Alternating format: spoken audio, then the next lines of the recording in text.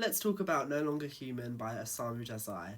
Now, this book, this is the original Earthlings, okay? If you at all enjoyed Earthlings, you need to go read this because it's definitely the precursor to that, but it's also Crime and Punishment, The Stranger, The Bell Jar. It's like it takes all of these different sentiments around discontent and swells them together into this bottomless pit of sadness. And it was a tricky read emotionally. Like it was like, oh, okay, I'm overcome.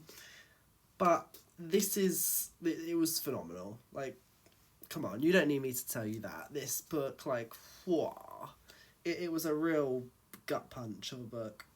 It was interesting looking into what other people thought of this book in a modern lens because I feel like a lot of modern writing almost seems to wrap up its reader in cotton wool, and so they don't know how to engage with something that is so horrifying, if that makes sense. Like, there were people on Goodreads that were like, oh, I hated this, the character was so unlikable, and it's like, well, yeah, that's the point. Like, you are meant to hate him just as much as he hates himself, you know? And that's why he gives you every detail about all the deplorable things that he's done and why he thinks that he can't possibly be a human. He has been disqualified from the human race because he has hit rock bottom.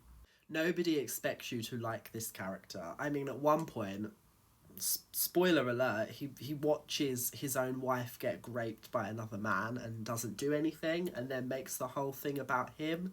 Like, it's so horrifically wrong, but that is completely the point of the book. And so it's important to be able to separate that mentally and not, like, that's what makes it real, you know?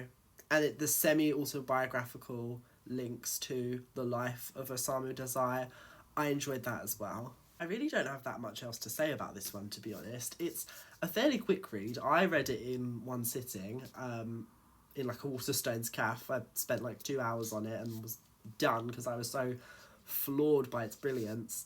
I would say if you love Dostoevsky, especially Crime and Punishment, and you've been waiting a long time to get back that feeling that you felt when you read Crime and Punishment for the first time, this is probably the closest you'll get to that, because it's very much in the same vein. Like, Yozo, our main character, has a very similar mindset to Raskolnikov, but even Crime and Punishment is a surprisingly wholesome book. Like, by the end of that book, he learns that he doesn't need to find a meaning in life for himself. He can live life through the enjoyment of other people.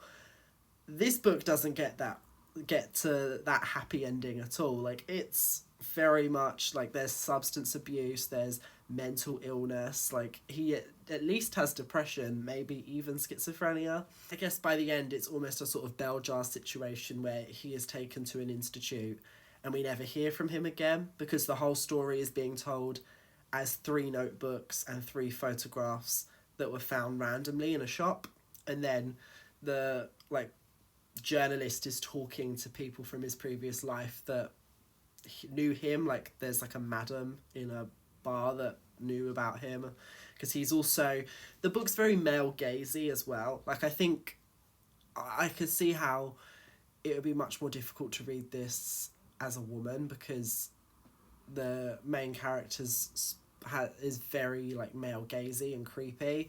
So I would say if you're in the need for something dark, unapologetically dark, but not in a performative, oh, this book is, so demented, just in like a very real, like, the human condition is my greatest suffering, check out No Longer Human, because it was a ride. It really was a ride.